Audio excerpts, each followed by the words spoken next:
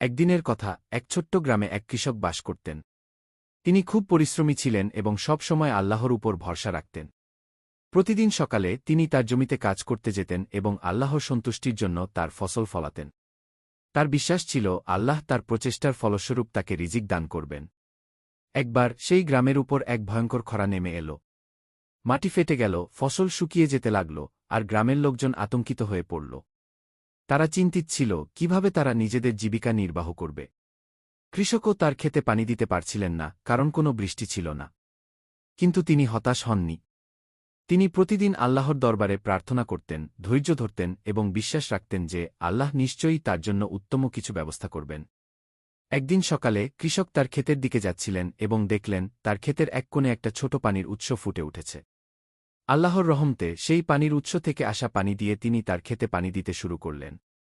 ধীরে ধীরে তার ফসল আবার সবুজ হয়ে উঠল, আর তিনি আল্লাহর প্রশংসা করতে লাগলেন।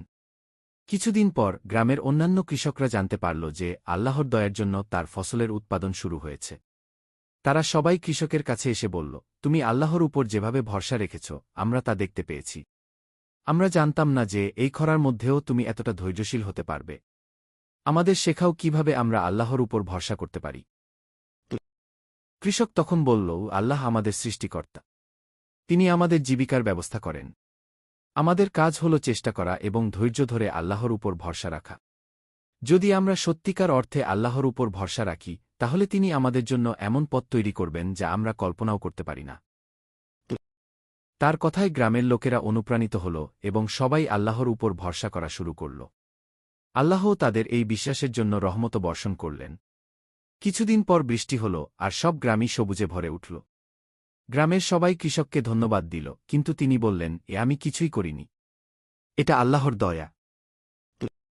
এভাবে সেই কৃষকের ধৈর্য, চেষ্টা আর আল্লাহর উপর ভরসা রেখে করা কাজের ফলে পুরো গ্রাম আল্লাহর রহমত পেল এবং তারা বুঝতে পারল আল্লাহ কখনোই তার বান্দাদের চেষ্টা ও ধৈর্যের মূল্যায়ন করতে ভোলেন না।